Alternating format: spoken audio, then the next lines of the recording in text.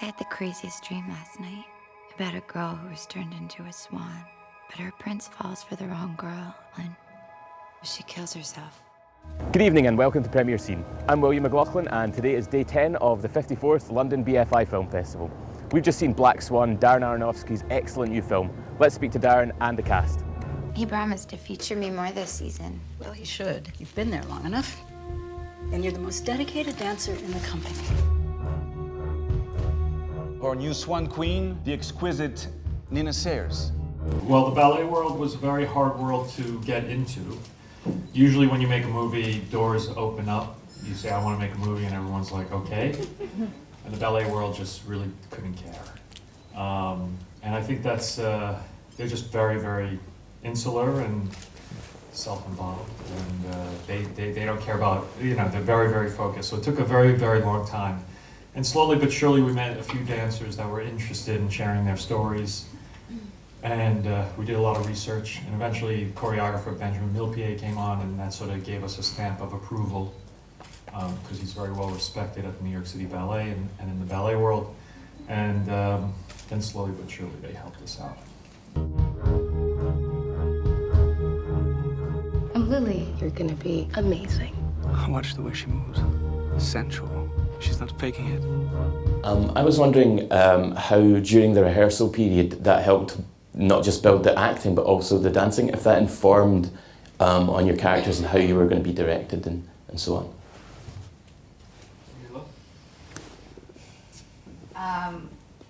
Well, I mean, I think it was important for everybody to do a little bit of dancing. I think that the way a ballerina holds herself is very specific, and you can only fake that so much. So I think, well, I personally, needed to have my collarbone show and certain bones protrude, and Darren made me lose weight, so it was great. No, but for the I mean, it all made sense. Like, the way that they just hold their arms and their shoulders are always tucked back and their rib cage is always tucked in and a little bit out. I think definitely helped the character. Yeah. Just to be clear, did I ever ask you No, anything? it was a joke. Not at all. Not at all. Not at all. Just to be clear.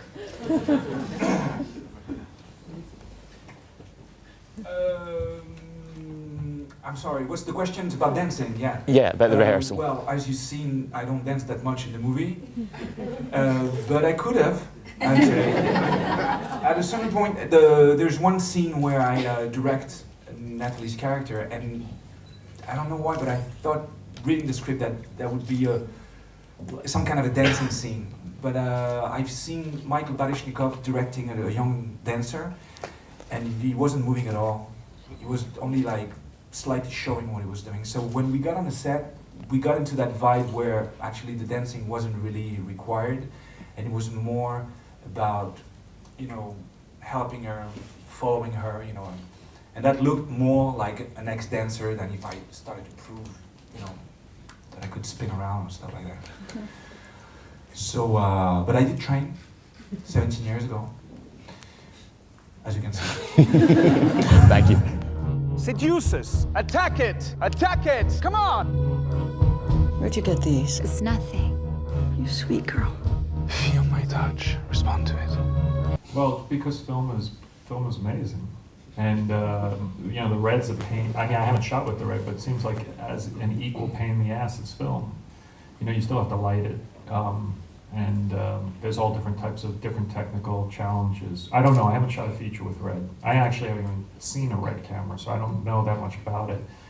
But I love grain and that aesthetic of it. I think it's beautiful and adds a texture, and I think, it's weird because when you're watching a movie, you're not watching reality, either if it's in 2D or 3D, it's like something that's not real. So, I'm not sure you should really make things try to look real, because you can never really quite get it there. So I'm into stylization of the work so that it takes on its own aesthetic and life.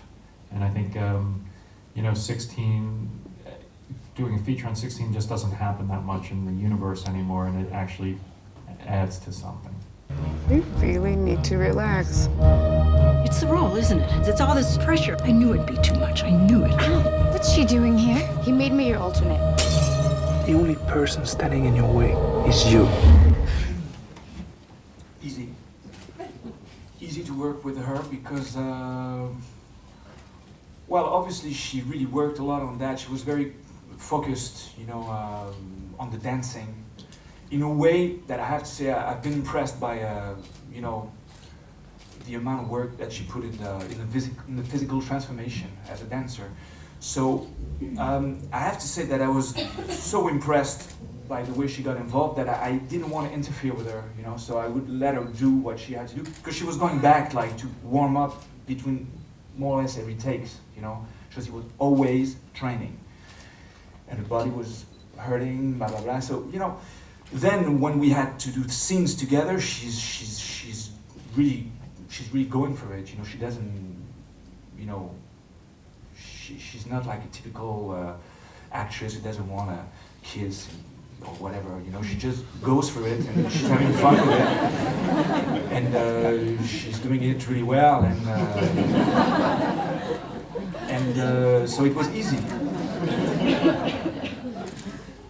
And Mila, you're the nemesis, if you like. You know. She was absolutely fantastic to work with. I mean, I think that I would say I was lucky that I got to work with a friend of mine. But you know, she's a brilliant actress, and she's amazing to watch. So I think I can go on. There's nothing bad I can say. She's absolutely everything you'd want her to be. She's, you know, she's beautiful to watch while she's working, and she's great off screen. Like she's perfect.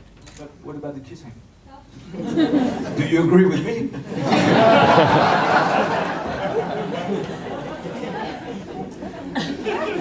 Mila? Well, I didn't think it was going to be coming from Vincent. I mean, I've had this past 2 days with Vincent. Yes, what he said. How